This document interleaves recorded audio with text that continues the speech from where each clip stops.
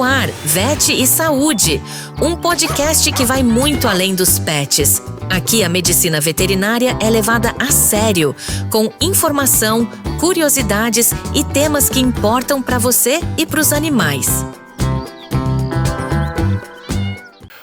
Olá, sejam muito bem-vindos e bem-vindas ao nosso podcast Vet e Saúde. Meu nome é Túlio Amorim, sou apresentador e sempre vou estar aqui nessa bancada juntamente com o médico veterinário Matheus Ordones. Bom, gente, hoje a gente está aqui na presença do médico veterinário Leandro Cortes Aranha. Leandro, muito obrigado pela sua presença, eu sei que o teu tempo é precioso e você cedeu aqui para a gente poder fazer essa entrevista, esse bate-papo. Quero te agradecer primeiramente em nome do programa.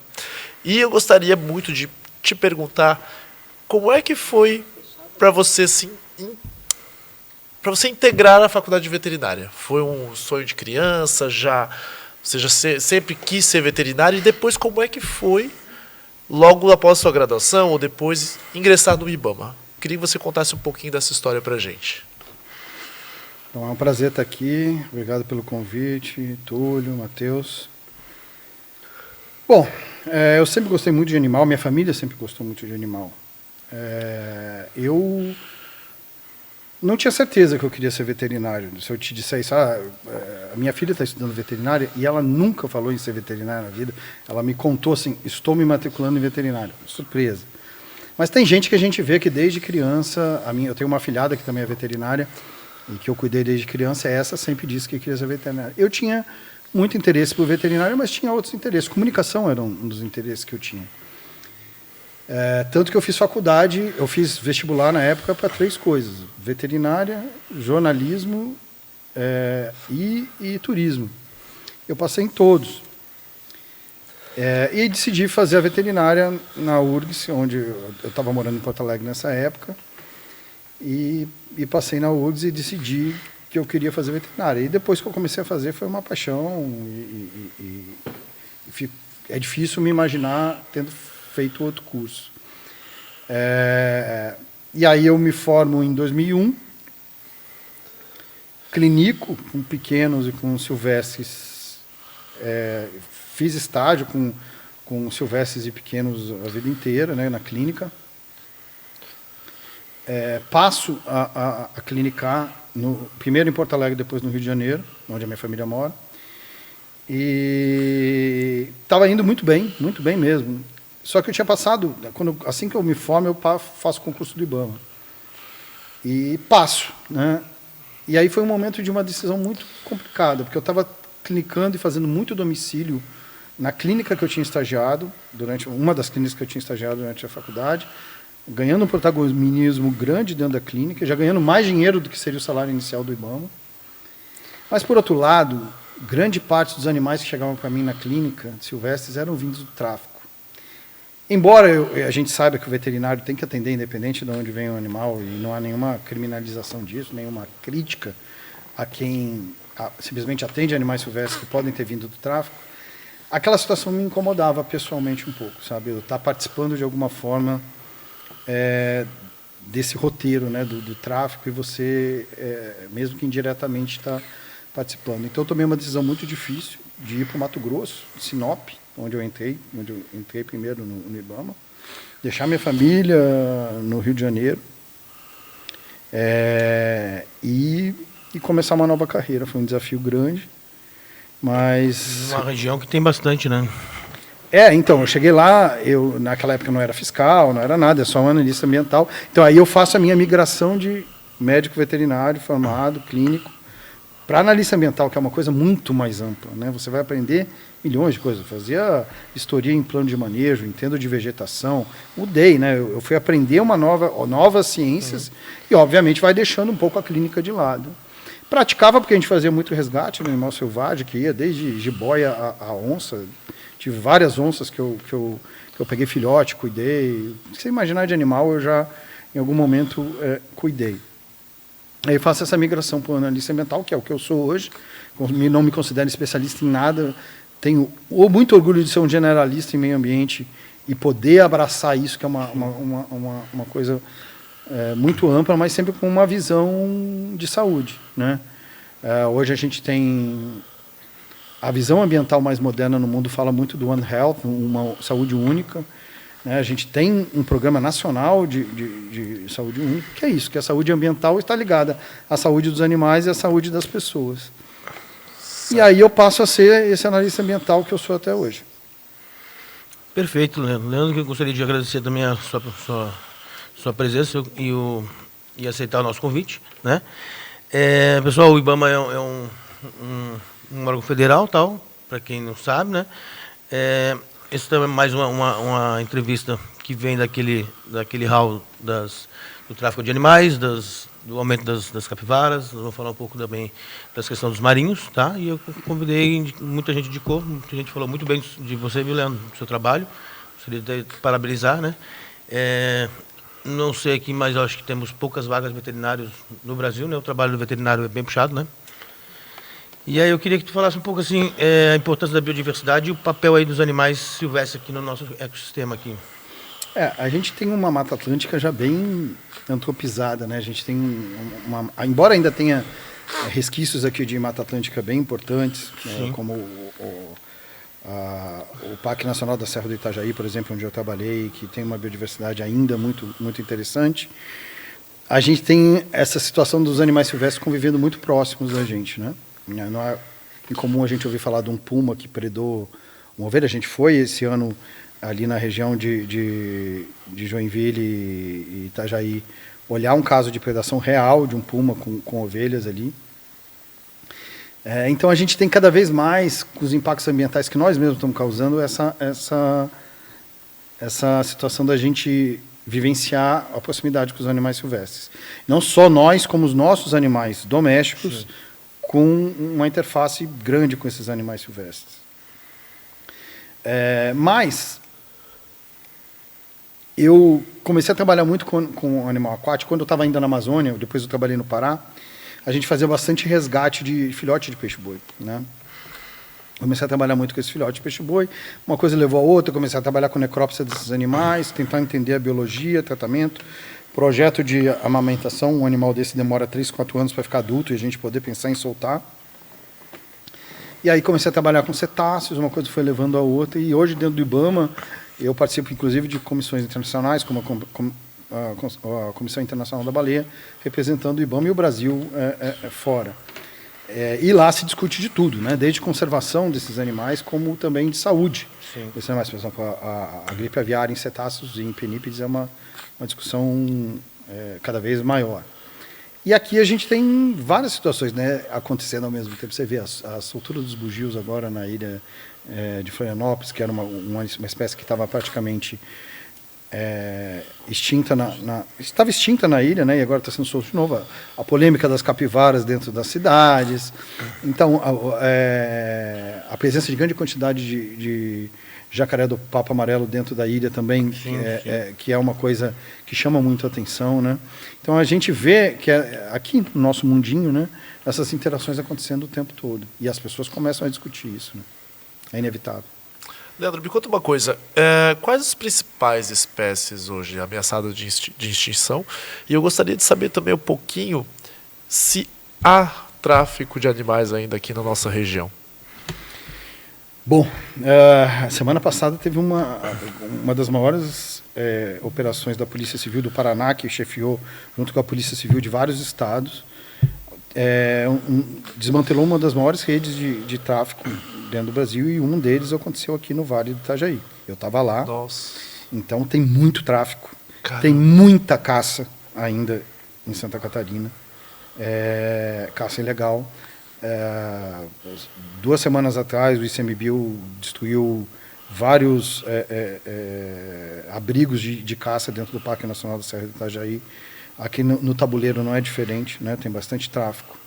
E tem muito tráfico. Aqui em Santa Catarina temos muito tráfico do papagaio do peito roxo, que é um animal ameaçado de extinção e endêmico, né?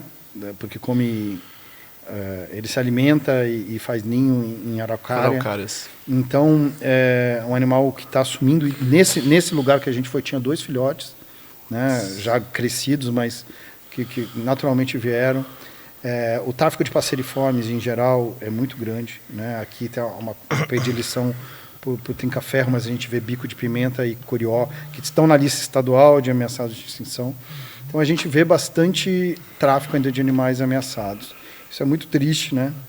E a caça é uma coisa que a gente tem buscado combater também, todos os órgãos em conjunto, Polícia Civil, Polícia Federal, IBAMA, ICMBio, trabalhando em conjunto para tentar coibir. Mas as penas ainda são muito baixas. O que tem acontecido, não existe...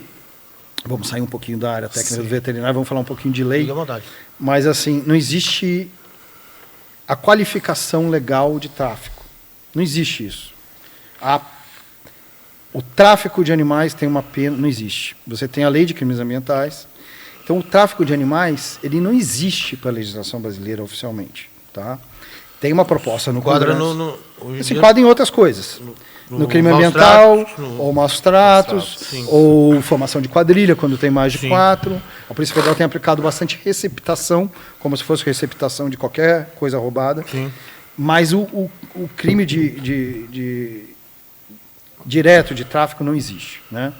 Então, agora tem uma PL andando no Congresso rapidamente, querendo qualificar isso, aumentando um pouco a pena, mas as penas são muito baixas. Então, a gente tem tido dificuldade. Por exemplo, tem traficantes que são pegos já pela 20ª vez. Então, é muito triste isso. Mas, felizmente, a PF tem mudado um pouco esse entendimento, fazendo a receptação.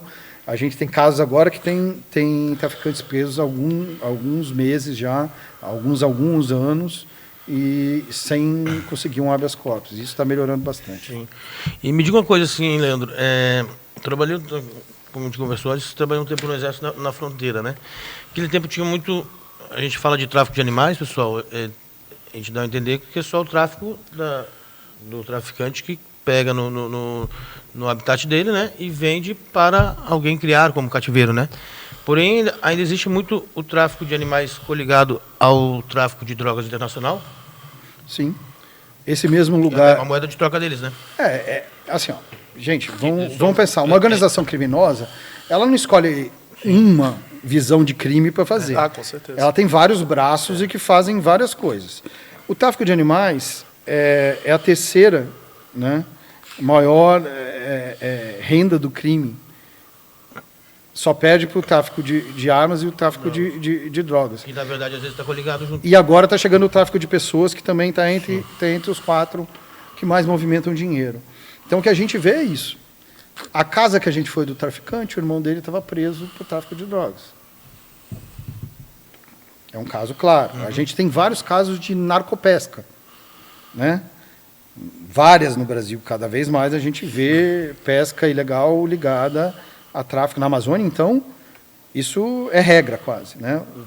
Vem droga da Colômbia e vai peixe, né? Ilegal.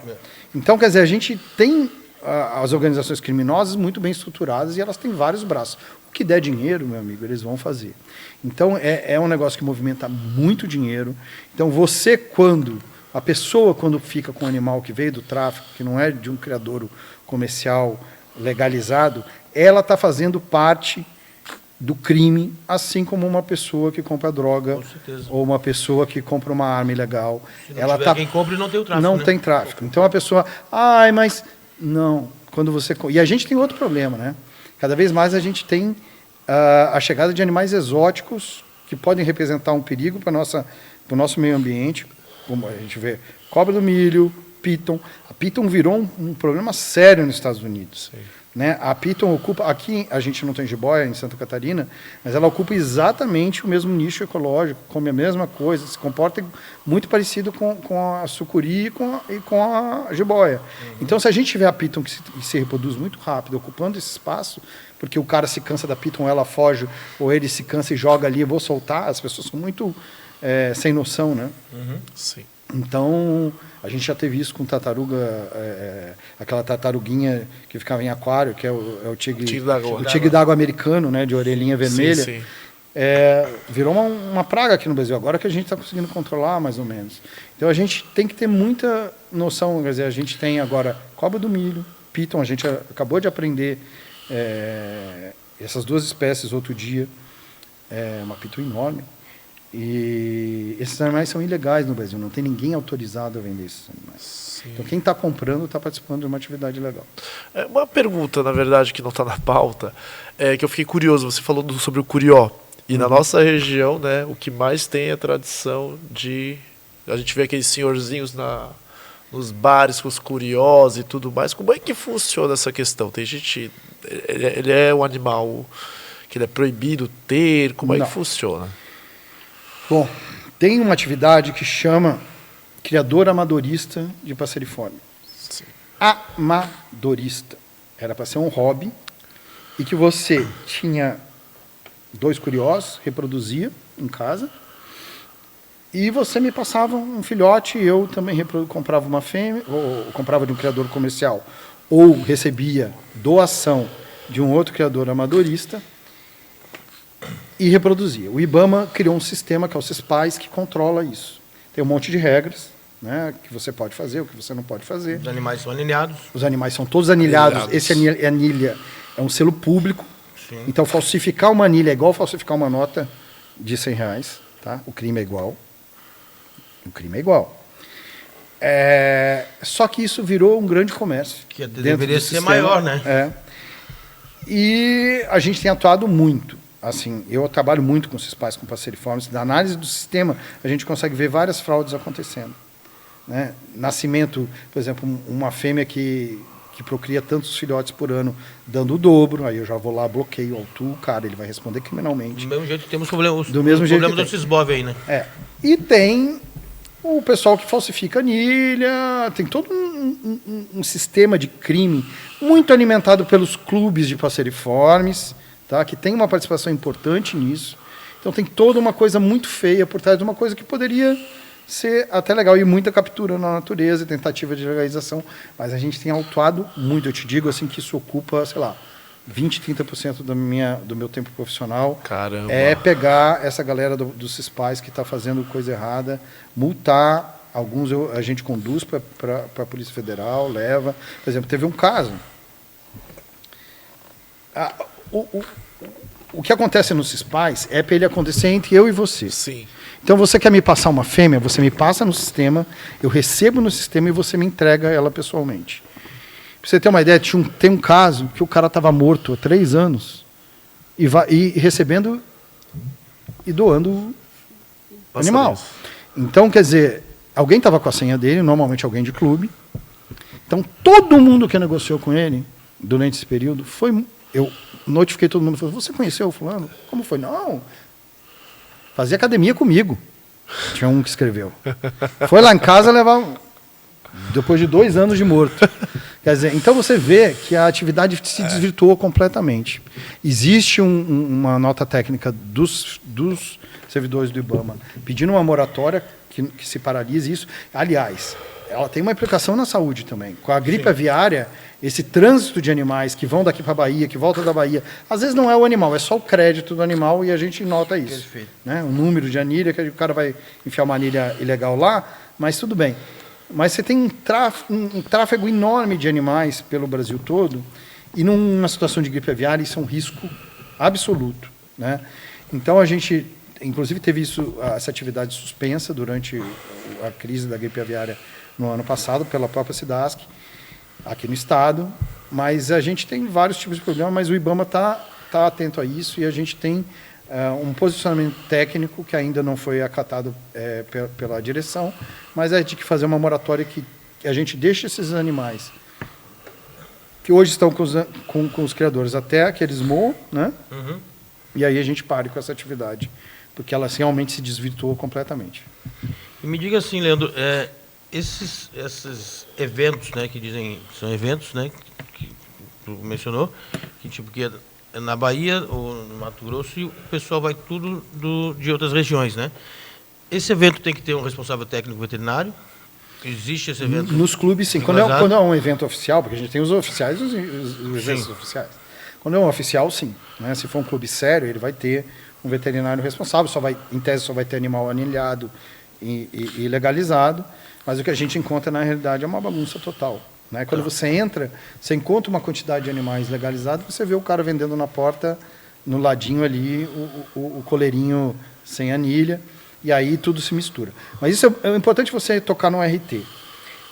Os veterinários, e aí eu estou falando de qualquer atividade legal, desde do RT do zoológico, sim, até o cara do RT do criador comercial de animal silvestre. Ou do gente falar que, infelizmente, tem gente da nossa área que está mantendo essa questão também, né? Se houver alguma infração ali, ele responde junto. Ele pode ser autuado. Perfeito. E responde junto com o proprietário. Porque, por exemplo, nesse próprio criador de primatas, a gente encontrou, ele estava proibido pelo IMA de reproduzir calita equídeo, porque é proibida, que é uma praga, né, os miquinhos. Uhum. Né, eles não são daqui. Então está proibido no estado. Tem uma norma, uma norma estadual que proíbe completamente. Ele estava proibido de reproduzir, ele continuava reproduzindo. O RT dele não sabe disso? É óbvio que o RT sabe. Ou então ele não está fazendo o trabalho dele. Justamente. Né? Então, ele pode ser autuado junto, pode ser responsabilizado, inclusive você pode ser mandado para o conselho para que ele responda no Conselho de Medicina Veterinária também. E esses animais que vão para esse evento, o veterinário o veterinário no evento, para quem não sabe, é como se fosse a autoridade daquele evento que é responsável pelo evento. Sim. Existe um GTA, uma guia de trânsito animal, um padrão para ele ser transportado, esse animal até lá? Sim, falando só de passeriforme, tá? Sim. Passarinho. Ele tem que emitir uma guia de transporte para participar de torneio, alguma coisa, no sistema, nos CISPAs, e tem que ser acompanhado de uma GTA, que aí é emitida pela autoridade sanitária. Tá, e para finalizar... Isso pensando que ele vai sair do município dele, óbvio, tá, né? Dentro do município ele não precisa de GTA, mas se ele as condições sanitárias desse animal tem... Infelizmente, né, esses criadores amadoristas, eles não têm um veterinário que atesta isso nesse transporte. Mas o ideal, se ele vai viajar de um estado para o outro, ele tem que ter o atestado veterinário, tem que ter a GTA e tem que ter a guia de transporte dos sistemas CISPAs. Perfeito. Me conta uma coisa. Quais as principais consequências do tráfico para a fauna em si? Bom, você tem todo tipo de consequência, né? Você tem a retirada de espécies, por exemplo, a gente tocou no papagaio do peito roxo. Sim. Uma população que é de uma região específica, já com pouquíssimos espécimes, alguém vai lá no toco, pega os filhotes, vende, o impacto para ele vai ser enorme, né? Aquela população pode desaparecer. A gente viu as ararinhas azuis desapareceram no Brasil pelo tráfico, não foi por outro motivo, não foi uma questão ambiental, né? Foi o tráfico. Então ela tem um impacto para a sobrevivência daquela espécie. Tem um impacto de maus tratos. Para cada animal que chega vivo, 5, 6 morrem no meio do caminho, né? Então tem uma questão de maus tratos, de bem-estar animal muito grande. Você está tirando um animal da natureza para me levar para um cativeiro. Quer dizer, você está escravizando aquilo. Se você fizer uma transposição para o que o ser humano já fez com a própria espécie humana, você está escravizando aquele animal para o teu bel prazer. Eticamente, tecnicamente, além do risco, né? Muitos desses animais carregam zoonoses importantes. Então, eu tive, na adolescência, um amigo de adolescência, eu morava na Bahia, e ele tinha um macaco prego. Era um cara, o cara era da seleção do estado de vôlei, um cara grandão, né, hiper saudável. Infelizmente, não chegaram a um diagnóstico do que foi, mas um macaco, e ele morreu de encefalite na mesma semana. É óbvio o que aconteceu ali, né? Sim. Então, você teve uma encefalite, várias doenças de primatas ainda são muito desconhecidas para a gente. Né? Ou são variantes das que a gente tem, por exemplo, hepatite, ele tem tipos de hepatite que a gente não tem, mas que transmitem para a gente. Então, as zoonoses, quanto mais próximo o animal for da espécie humana, mais risco tem. Claro, um primata tem muito mais risco do que um jabuti, né, de transmitir uma zoonose. O que não impede, por exemplo, o jabuti, ele pode passar e passa com frequência salmonelose para humanos. Se você manipulou o jabuti, mexeu na comida, infecta a sua família toda. Então tem um impacto zoossanitário muito grande também. E como é uma atividade criminosa. De interferir, temos os casos de zoofilia também, que transmitiram muitas doenças aí dos primatas para os homens também, né? A gente tem desconfianças, inclusive, se fala de algumas doenças que poderiam ter sido transmitidas por zoofilia. Mas, assim, zoonose se transmite de toda forma. Sim, né? Por ingestão, por contato direto, por aspersão. Quer dizer, tem várias formas de a gente contrair É uma revoltante zoonose. o jeito que o ser humano chega a que ponto, né? É. Mas enfim, vamos lá. Então me conta um pouco do papel aí do IBAMA aí, com outros órgãos de fiscalização, quem é que conduz essa investigação, quem é que conduz as operações junto com vocês aí? O IBAMA tem, assim como o IBAMA, o IMA, o IBAMA no federal, o IMA no estadual, ele tem um papel administrativo. Uhum. Ele multa, ele embarga, ele apreende, ele fecha, mas ele não... O processo criminal é conduzido sempre por um órgão policial, o Ministério Público. Tá? Ótimo. No caso do IBAMA, normalmente o federal, dependendo da atividade, pode ser até o estadual. Aí vocês mandam para a esfera da Toda- investigação da polícia. Toda infração, se eu multar você, ela gera uma comunicação de crime. Uhum. E aí o Ministério Público vai decidir em que crime que ele vai te enquadrar. Sim. Tá? Então aí ele declina para a polícia fazer a investigação. Mas hoje, no tráfico de animais, por exemplo, a gente tem grupos de trabalho no Brasil todo. A gente tem um grupo no WhatsApp que a gente troca informação o tempo todo. Eles pedem auxílio do IBAMA em identificação de espécies, como fazer. E então está muito integrado. Polícia Federal, IBAMA, PRF, que está nas estradas, aprende muita Também, coisa. A Polícia Ambiental dos estados aqui, a PMA é muito ativa. O IMA ainda tem uma estrutura de fiscalização pequena, mas a gente tem feito ações conjuntas. A gente esse ano já teve 3 ações conjuntas com o IMA. Temos as de guardas combate ao municipais aí tráfico. também. As guardas municipais estão começando Ambiental, agora, né? tentando entrar nesse processo. Ainda tem a necessidade de alguma norma que possibilite eles a multar e a fazer o trabalho, mas eles estão muito interessados em participar desse... O SISNAMA, né, que é o Sistema Nacional de Meio Ambiente, onde é que eles possam também atuar. Tá, e Leandro, nossa câmera, passa para nós um contato aí de alguém que tenha visto o tráfico de animais, a quem ele deve informar, a quem denunciar. O site do IBAMA ele tem o Linha Verde, mas ele pode entrar em contato com ibama.sc, sups.sc@ibama.gov.br, por e-mail pode mandar. Sempre é importante dizer que a gente, seja o que for, a gente precisa de informações completas. Não adianta me dizer, meu vizinho, e aí não diz onde é, quem é, que tipo de animal é. Então, foto, imagem, porque assim, a gente recebe muita denúncia vazia e é óbvio a gente vai priorizar aquelas que tiverem mais detalhes. Né? E também muito trote, não. Não, trote não, mas Não as tem pessoas acham, às vezes, que... Por exemplo, eu tenho um caso muito engraçado. Eu morava no Pará, atuava na Amazônia, imagina, minha rotina, eu fui chefe de fiscalização anos lá, no auge do combate ao desmatamento. Então a gente, trabalhava que nem um maluco, né? E a gente teve uma denúncia de que tinha uma arara numa varanda de um prédio, pendurada. Nós fomos lá, era uma arara de madeira. Isso ocorre, né? As pessoas se enganam, as pessoas são muito leigas no que é animal. Às vezes falam de um animal achando que é silvestre e não é. Mas, assim, de forma geral, isso tem melhorado e a gente tem trabalhado para que as pessoas saibam como informar. Então, informar, olha, no endereço tal, a gente ouve barulho de grito de animal, de noite, parecido com, por exemplo, com papagaios vários. Então, isso chama muita atenção e aí a gente vai tentar fazer uma incursão lá. Se a gente não fizer, a gente vai pedir para outra instituição fazer. E tem algum outro telefone que pode passar aí? Tem o 0800 do IBAMA. Eu não A sou- identidade do denunciante?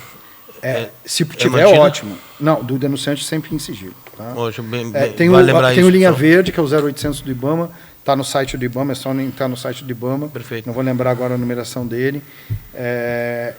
Então vamos colocar aqui embaixo do VT. E aí ele a denúncia pode ser feita ali ou pelo e-mail. O e-mail é bem eficaz, assim, porque ele consegue botar no e-mail, ele consegue botar as imagens, Sim. consegue botar todos os dados. Leandro, você comentou aí da arara de madeira. Queria te perguntar uma coisa. Qual foi o caso mais marcante de resgate e o mais marcante de reabilitação que você teve na sua carreira? Eu tive... Aí tem vários aspectos, né? A gente teve uma onça, e quando eu estava no Mato Grosso, uma onça filhote, filhotão. apareceu numa fazenda, uma história mal contada. Enfim, a gente foi lá, capturou ela. E aí eu via que... Eu tratava dela todo dia, ela ficou numa gaiola lá no Ibama, no Mato Grosso. E eu via que ela não era uma onça normal. Ela não tinha a mesma potência, a mesma força, a mesma coisa. E aí ela ia ser destinada para um criadouro em São Paulo, um criadouro conservacionista, né, que é quase um santuário dos animais.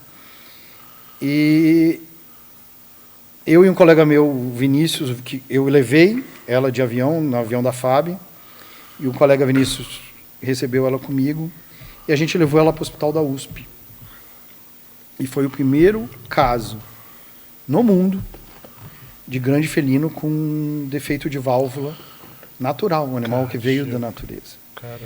E, infelizmente, um paper que era para eu publicar, naquele dia tinha uma americana que trabalhava com ultrassom na USP, ela pegou isso e publicou lá nos Estados Unidos. Mas, assim, quem identificou que esse animal estava doente, então isso, do ponto de vista veterinário, me marcou muito, porque era um caso único, e até hoje não sei se tem outros, né, de defeito de válvula tricúspide natural. Ela tinha um refluxo grande, esse animal morreu jovem, morreu com 8, 9 anos, ela não tinha a mesma força, ela me atacou umas 2, 3 vezes, e você via que ela tentava me pegar forte, mas ela não tinha a mesma capacidade. Então esse foi um caso que me marcou bastante. Um outro caso que me marcou bastante do ponto de vista de fiscalização, de fauna, foi um circo que a gente fechou e que tinha, numa cidade do interior do Pará, um sol a pino, os bichos na grade, na praça. Tinha 4 ursos siberianos, que ficavam numa gaiola minúscula, uma já cega, e naquele calor absurdo. Esse animal são aqueles que vocês depois viram reclamando que eles estavam no zoológico no Piauí, passando calor, mas eles já estavam numa vida muito melhor, eles já tinham um cubo de gelo, num lago. Eles antes viviam numa gaiola muito menor que esse espaço aqui, de onde a gente está na mesa, e ficavam andando num sol absurdo com circo. O Ibama começou a autuar os circos por maus tratos, antes de existir lei proibindo o animal em circo. E aí, a partir das atuações do Ibama, não só que a gente fez no Pará, teve outras no Nordeste, em Brasília, teve os casos dos elefantes, é que a gente começou com esse movimento de proibir animal silvestre e exótico em circo, e que hoje é lei na maioria dos estados. Ótimo.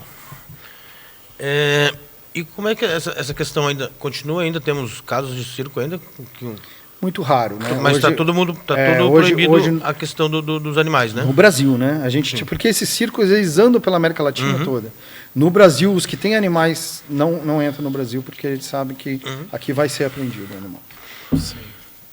E fala aqui um pouco sobre os debates assim, existe alguma educação que a gente leva para as escolas aí, todos os órgãos que vieram aqui, a gente perguntou, né? E ficamos à disposição também para ajudar também nessa questão de educação infantil nas escolas. Tem algum projeto do Ibama? O Ibama não tem um projeto direto, né? Aqui com crianças, até porque o nosso corpo técnico está muito defasado, pouquíssimas pessoas. Mas, por exemplo, em educação ambiental, agora para essa temporada de baleia, a gente vai fazer uma campanha grande para quem usa o mar, né? Todo mundo que usa o mar, embarcação, jet ski, stand-up, canoa havaiana, com as regras, o que pode ser feito ou não na aproximação com a baleia, para a segurança dos animais e das pessoas. Sim. Lembrando que a baleia, a nossa aqui, a baleia franca, ela está ameaçada de extinção, ela está em recuperação. Ela chegou quase à extinção na época da caça. A caça durou até o 87. A Praia da Armação, para quem não sabe, chama Praia da Armação, porque era a praia onde se armava os barcos para caçar baleia, e a Praia do Matadeiro era onde se matavam as baleias. Então a gente praticamente dizimou a baleia franca aqui no estado. Ela voltou a aparecer no começo dos anos 2000, está se recuperando, mas ela vem aqui para amamentar e ter filhote. Sim. Ela vem aqui para ter paz. Então, a gente tem a atividade de observação de baleia, ela é muito bem-vinda, porque ela é uma atividade que pode gerar recurso sem matar o animal, sem lesionar o animal, e pode gerar recurso para quem faz. E às vezes a gente tem um barco de um pescador que deixa de pescar 4, 5 meses e fica avistando baleia, mas cumprindo as regras. Porque você imagina, uma baleia vem para cá, uma mãe com um bebê amamentando ou cuidando dele, com um monte de gente fazendo barulho, andando em volta, isso perturba, e a gente pode ter acidentes com os filhotes, e a gente não quer isso. Então vai ter uma campanha forte do IBAMA esse ano de educação ambiental nesse sentido. Perfeito. E, Leandro, fala um pouco para nós aqui da questão do leão marinho, né? Às vezes a gente vê aquele leão marinho que está, acho que ele está encalhado, né? Que nem a gente estava conversando aqui antes, né? Explica para o pessoal sobre a questão dos leão marinhos que estão na areia, às vezes estão machucados ou não, ou a questão do descanso dele. Tá. Porque tem muita gente que não entende isso aí, quer colocar de volta o animal, machuca o animal, ou chega para tirar foto, botar... A gente viu o caso aí de adolescentes que foram para a praia ouvir som e levar cerveja e ficar do lado do animal que estava, na verdade, estava descansando ali, né? Bom, primeiro é preciso dizer que isso é infração e é crime. Perfeito. Se a gente identificar na rede social, e a gente tem feito bastante trabalho na rede social, né, de autuação, a gente vai autuar e vai responder por crime. Tá? A gente tem o lobo marinho, né, o leão marinho, e agora tem os elefantes marinhos que têm visitado cada vez mais. O ano passado a gente teve até um nascimento aqui no Siriú, em Garopaba. Então esses animais, a maioria deles, tem alguns lobos marinhos são residentes aqui, principalmente machos jovens. Alguns leões visitam todo ano, ficam aqui pelas ilhas. E os elefantes normalmente estão vindo para cá, visitam, chegam cansados.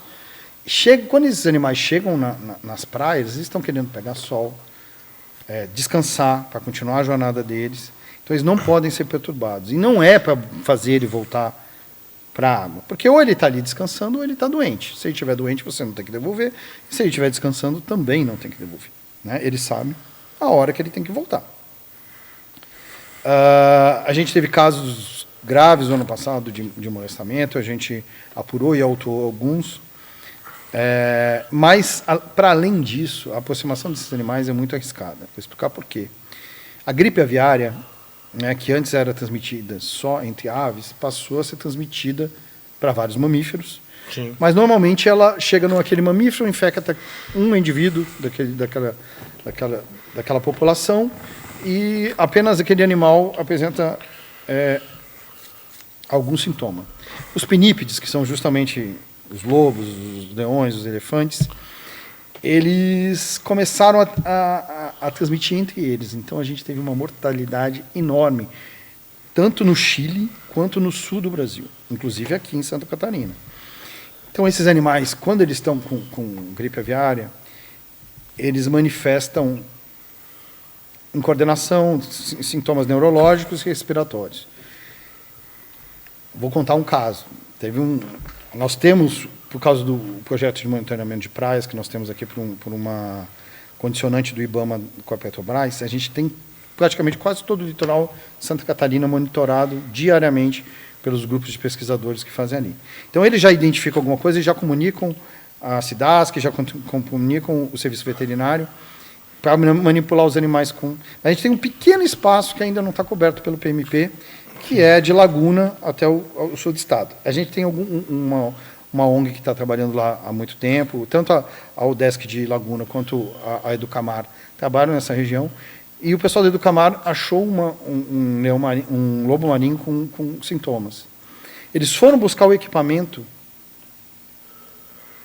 para cercar o animal e esperar o serviço veterinário chegar. Enquanto isso, uma senhora pegou o bicho no colo e levou e jogou na água. Você imagina um animal com gripe aviária, a pessoa pegando no colo, um mamífero passando por um mamífero, é diferente de uma ave passando por um mamífero. Esse vírus que está no mamífero, ele já se modificou, né? Ele já está mais adaptado a um mamífero, o risco que isso representa.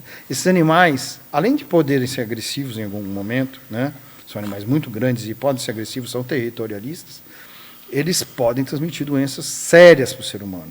Então, esses animais não podem ser manipulados. Se encontrou um animal que parece ter algum sintoma, não consegue ficar em pé, está com corrimento nasal, quer dizer, está com algum sintoma claro, você comunica imediatamente às autoridades, se afasta e fica observando o animal até a autoridade chegar. Basicamente é isso. Isso aí. Leandro, explica para nós assim, tem essa questão que nem a gente fala direto aqui, né, para o ser humano ficar longe do animal silvestre, né, quando vê um animal silvestre, assim, se vê uma capivara, que apenas tira uma foto, né, que não mexe com o animal, né, mas temos algumas áreas que são áreas de preservação natural aqui eu vejo até em Bombinhas tem, que proíbem a entrada dos pets, né, animais pets não podem entrar, porém as pessoas podem entrar. Como é que funciona essa... Isso é... Por exemplo, o ser humano cada vez mais... É muito interessante isso. Tem áreas de preservação natural que as prefeituras estão cercando, né? E usando como turismo, né? Mas que você pode entrar com... Isso, o que eu não entendi é isso. Você pode entrar com uma caixa de som, uma caixa de cerveja, porém não pode entrar com um cão. Isso aí vai depender muito do tipo de unidade de conservação que ele está criando e como que é o plano de manejo dessa unidade. Né? Quer dizer, tem umas permitem, outras não. O problema, por exemplo, do cachorro e do gato é que eles são predadores incríveis, né? Sim. E eles têm um impacto sobre a natureza considerável, por isso que alguns são proibidos. Mas eu agora, filosofando um pouquinho, é muito interessante. Tudo isso que a gente construiu, tecnologia, estrutura, cidade, tudo é para fugir dos desconfortos que a natureza nos causa. Frio, fome, ter que caçar, chuva, ficar molhado. Então, a gente construiu tudo isso aqui. Mas, de alguma forma, isso não está trazendo satisfação ao ser humano. E ele está precisando voltar para a natureza. E cada vez mais a gente cria, pelo menos a maioria dos seres humanos gostam de interagir com a natureza. Fazer trilha, entra numa unidade de conservação e é aquilo que você está falando. Então, a gente tem que aprender a fazer esse turismo ecológico, que é desejável, sim, de uma forma não arriscada. A gente viu agora uma brasileira que está lá no vulcão, que caiu numa trilha, pode ser perigoso, e respeitando as regras e a natureza. Uhum. Eu acho incompatível o cara entrar com uma caixa de som com certeza, numa unidade de conservação. Inclusive, eu fiz um cara sair ali na região da Lagoa do Peri, que é uma unidade de conservação municipal, que estava com uma caixa de som. Eu falei, se você não fizer isso, eu vou chamar meus colegas e a gente vai fazer uma seria autuação. também um crime ambiental, né? Exatamente. Então a gente vê isso se repetir. Você tem razão, às vezes é uma incoerência, né? A gente foca só nos animais e o ser humano vai fazendo outros impactos, né? Sim. Outros impactos. Poder entrar, por exemplo, andar com um carro na duna. Qual é o impacto que isso tem? Sim. Né? Tem espécies que vivem ali, né? Claro, com certeza. É É bom a gente lembrar da questão aqui das festas juninas, né, pessoal? Falar sobre a questão dos fogos aí, né?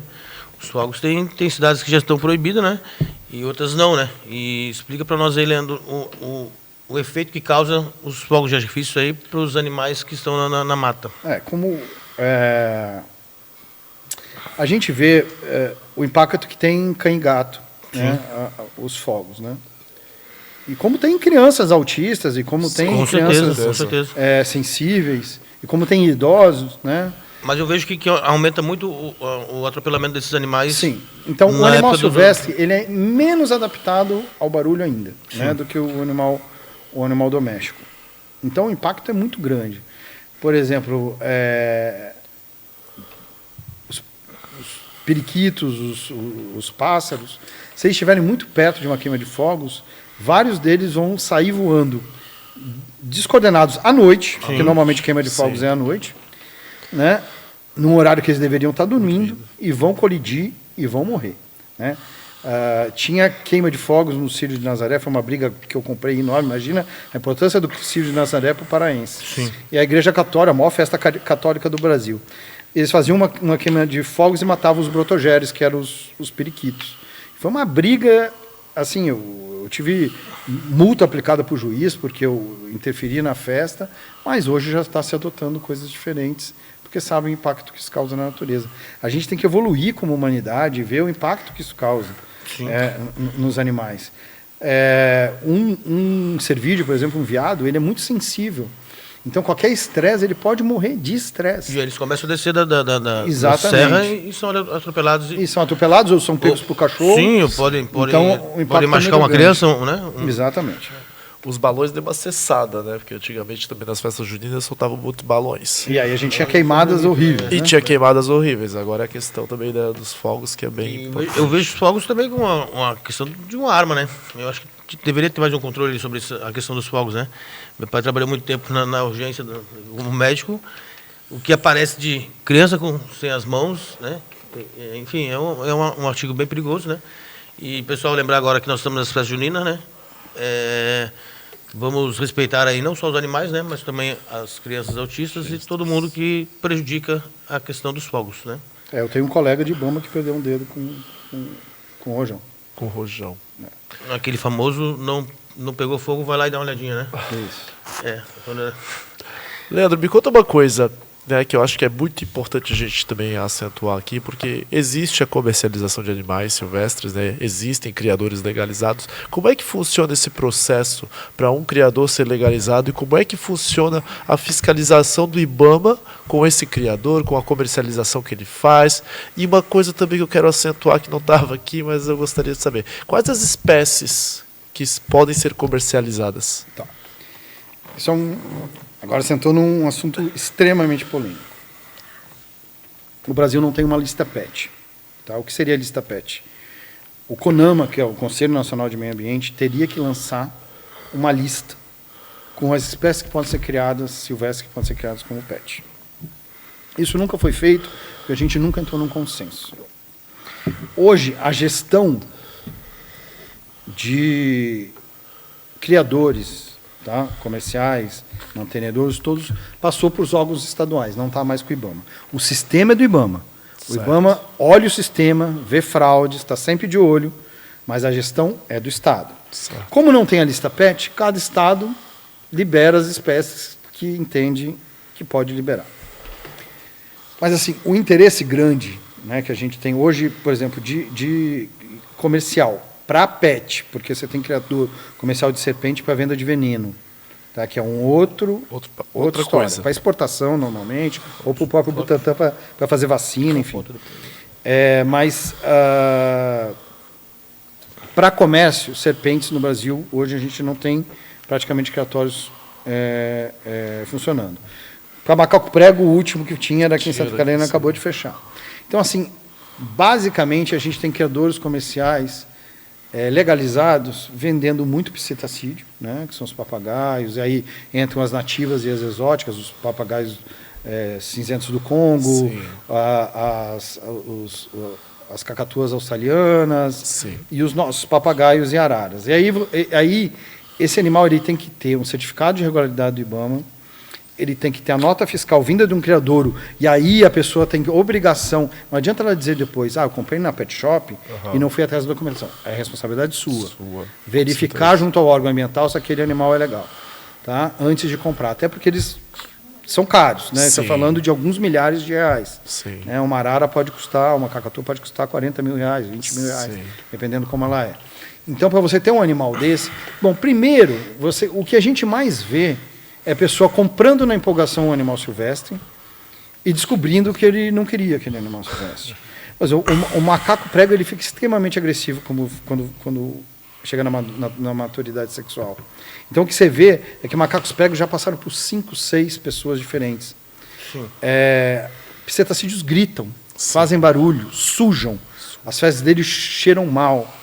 Então, as pessoas acham bonito, vêm na internet hoje em dia, adquirem, gastam uma fortuna. Isso. A minha opinião é que animal silvestre, o lugar dele é na natureza. Sim. Mas já que as pessoas entendem que querem criar, e temos alguns criadores comerciais funcionando, então a pessoa tem a responsabilidade de buscar toda a cadeia e ver se há legalidade. Não adianta, por exemplo, quando uma pessoa não quer mais uma arara, eu posso passar por você legalmente. Sim. Eu tenho que ir no cartório e fazer um termo de transferência. E aí, se a polícia te pegar amanhã, você diz assim, mas eu não sabia, eu peguei da forma, não. A infração é sua, o criminoso é você. Se veio do tráfico e está com você, a responsabilidade é sua. Então, hoje, os animais assim, E às mais vezes hoje estão na desejados... internet aí, né? Para todo mundo ver, Sim. né? Não tem essa questão de eu não sabia, né? Sim, são os cetacídeos, né? Esses chamam muito atenção e mamíferos a gente quase não tem, né? Tinha os primatas. Ainda tem um criador de caritriquídeo em outro estado que para aquela região onde pode criar caritriquídeo, aqui é proibido em Santa Catarina. Você pode ter os miquinhos, né? Esses que a gente vê andando pelas árvores aí. Não recomendo ter primata, já falei disso. A chance de zoonose é muito grande. Sim. Mas assim, enfim, algumas pessoas têm ainda, mas os cetacídeos são o que as pessoas mais querem: papagaios, periquitos e araras. Então, falando bem o que a gente vê aí, eu vejo que aumentou muito a questão da criação de animais silvestres, né? Até mesmo não só do tráfico, mas dessas mesmas que são regulamentadas, né? Após a pandemia, né? A pandemia ali ele deu um aumento na criação, né? O pessoal ficou em casa e tal e queria um animal, né? Mas não gosta de cachorro, não gosta de gato, vou levar uma jiboia, não tem? Ou vou adotar um macaco, né? Sim. E aí a pandemia passa, né? Sim. E às vezes a pessoa muda para um apartamento. Sim. Isso aí. Uma jiboia, ela vai comer ratinho. Quer dizer, todo mundo tem um estômago de pegar um rato vivo e te olhando e dar para uma cobra comer. Eu perguntei isso para minha filha, ela me perguntou esse dia: pai, as pessoas têm cobra em casa? É legal ter cobra? Eu falei assim: filha, você ia pegar um ratinho bonitinho, branquinho, que você ia comprar ali no pet, um hamster, e dar para sua jiboia comer? Ela falou: não ia conseguir isso nunca. Então as pessoas pensam, elas simplesmente: eu quero uma jiboia, e depois que vão ver a consequência. Eu já lidei bastante com jiboia. Quando a jiboia defeca em você, pode tomar banho à vontade, o cheiro vai ficar uma semana. Sim. Entendeu? Bom, vai lembrar. Então, as pessoas têm que pensar bem, né, no que fazem. E me diga assim, qual que é as maiores dificuldades encontradas assim hoje na fiscalização do IBAMA, tanto que nos outros órgãos públicos, né? Eu tenho visto que a questão da tecnologia deu uma melhorada bastante, né? Hoje com a questão do drone, não só isso, mas o aumento da tecnologia na instituição pública aumentou bastante, né? Mas ainda existe bastante dificuldade. Não, as dificuldades são de combater o crime como qualquer outro. Sim. Né? Pouca gente, né? Muito trabalho. O IBAMA está precisando de concurso, por exemplo. Tem algum concurso previsto? Não, teve um agora. Amigos veterinários aí, não? Teve um agora, né? Mas entraram, se eu não me engano, era 400, 300 vagas, é pouquíssimo. A gente precisava repor pelo menos 2.000 analistas, né? No Brasil todo. Um parênteses aí, temos local para, aí falando para os nossos alunos veterinários, tem locais para estágio lá, não? O IBAMA tem feito estágios, voluntários, principalmente para biólogo e veterinário, tem feito estágio monitorado. Aqui a gente está sem vaga em Santa Catarina, mas os CETAS do Brasil, todos os centros de triagem animal silvestre, alguns são federais, outros são estaduais, eles têm, cada um só tem a sua política, recebem, sim, estudantes de veterinária. A nossa colega Carla aí, ela falou. Esses trabalhos de resgate enormes que a gente tem no Pantanal durante as queimadas também, tem lugar para estagiário. Enfim, tem lugar sim que o IBAMA tem alguma interface, e também tem os estagiários que trabalham no escritório com a gente, com os dados, com informação, e que são para depois produzir pegar esses dados para transformar num trabalho científico. Sim. Né? Mas tu tinha me perguntado antes disso da questão da tecnologia, sim, né? E as dificuldades. As redes sociais é interessante, né? Do mesmo jeito que um cara andando com macaco, vestido de gente no calçadão, estimula outras pessoas a terem macaco, elas também dão um conjunto probatório para a gente na hora de pegar a pessoa, maravilhoso. Porque o ego das pessoas é enorme. Então com a rede social a gente consegue pegar o cara e assim, a gente tem prova até de maus tratos, da coisa mínima que ele fez com o animal. Né? Deu um alimento que o animal não podia comer. Enfim, você consegue monitorar absolutamente tudo. Então, isso é bom e isso é ruim. Essa última ação que eu falei da Polícia Civil, e que o IBAMA participou, foi basicamente monitoramento de grupos de rede social de tráfico. Então eles ficaram anos, entraram nesses grupos, ficaram anos ali monitorando, pegaram todo o grupo, tinha um conjunto probatório enorme sobre eles, deflagraram a operação e prenderam todo mundo. Então, quer dizer, ao mesmo tempo que eles facilita a vida deles, facilita a nossa de monitorar. Mas, claro que é uma coisa que a gente tem que aprender a lidar. Fora isso, o IBAMA tem hoje viaturas muito melhores, aeronaves, drone, equipamentos que realmente facilitam muito o nosso trabalho.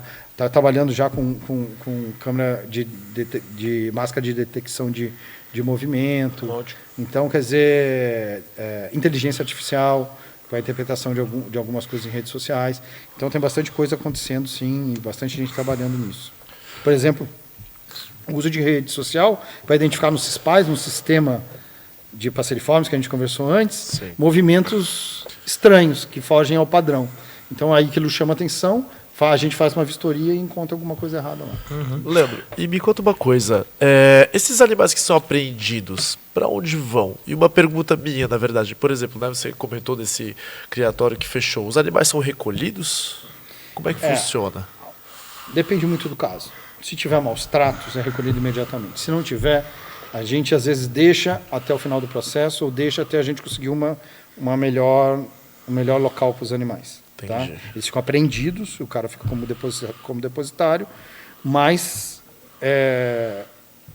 por enquanto, com a pessoa, com o criador, para que a gente possa destinar melhor.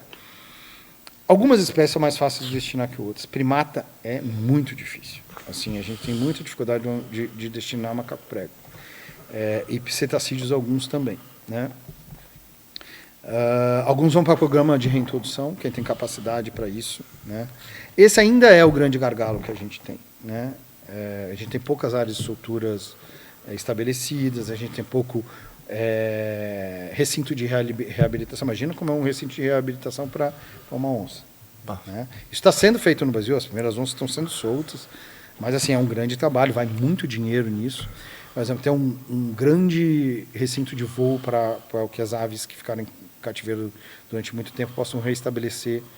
Então, o que a gente tenta, de forma geral, é procurar, dentro dos limites que a gente tem hoje, conseguir a melhor destinação para esses animais. Né? Se esse animal pudesse ser solto imediatamente, o animal que a gente viu que foi recém-capturado, a gente procura o ambiente natural para soltar. Se o animal já tiver algum tipo de dependência, a gente procura um lugar que ele possa ser reabilitado para soltura.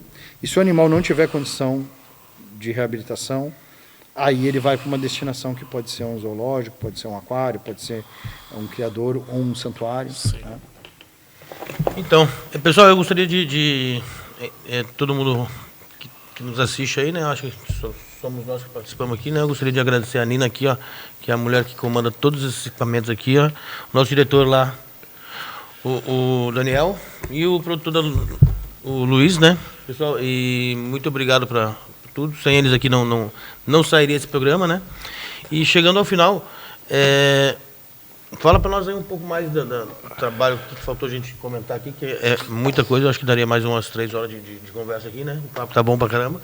Mas diga assim, a parte da atuação de veterinário. Quantos veterinários vocês trabalham aqui hoje? De veterinário hoje aqui, na superintendência só tem eu, né? Com formação em veterinário. Todos somos analistas ambientais, temos de várias formações. Veterinário aqui só tem eu, né? O IBAMA tem um cargo de fiscal também. O analista ambiental é o fiscal. É o fiscal. Nem todo analista ambiental é fiscal. Sim. O fiscal, não existe o cargo de fiscal. O fiscal é uma disposição sua. Você entra, o concurso você faz para analista ambiental ou para técnico ambiental, e aí você decide ser fiscal. E aí você vai ser treinado em tiro, em legislação, Ótimo. em tudo, e preparado para esse trabalho de fiscal. Porque o fiscal ele não fica restrito ao estado onde ele trabalha. A gente viaja muito a trabalho fazendo fiscalização. E nesse espaço final, gostaria muito de falar que a gente está se aproximando da temporada de baleias agora. Perfeito. O IBAMA vai fazer muita fiscalização. O ano passado a gente teve muita autuação de jet ski, embarcações que se aproximaram das baleias. Você pode perder a sua embarcação, ser apreendida. Então você tem que manter uma distância de mais de 100 metros se o seu barco tiver com o motor ligado. Pode responder por molestamento. Não se aproximar das baleias a menos de 100 metros com o motor ligado. sempre não perseguir as baleias que estão com seus filhotes, né? Deixar que elas sigam seu caminho e observar a mais de 100 metros de distância. É fundamental que a população tenha ciência disso. A gente vai estar fazendo uma campanha de divulgação, vai sair bastante na imprensa, e é para aproveitar a temporada de baleia, principalmente a baleia franca é um animal muito costeiro. Você pode perfeitamente curtir a baleia vendo de terra, mas se você quiser fazer um passeio embarcado, faça com alguém que tenha toda a legalização da embarcação e que respeite as regras, porque senão você pode estar correndo risco de vida. Não são poucas vezes que a baleia, ao saltar, pode cair em cima de uma embarcação e pode matar pessoas. Então, uma atividade... A gente está vendo agora, a gente teve o caso do balão, que aconteceu essa semana aqui em Santa Catarina. Fazer ecoturismo é muito legal, mas tem que fazer com quem sabe fazer e que não respeita a lei. Isso aí. É isso, então. Gostaria de agradecer mais uma vez pelo bate-papo, que foi muito interessante. Obrigado, Matheus. Obrigado também à equipe que está aí por trás, que sem eles a gente aqui não consegue fazer um trabalho legal. E ficamos por aqui. Até o próximo programa. Muito obrigado. Até mais.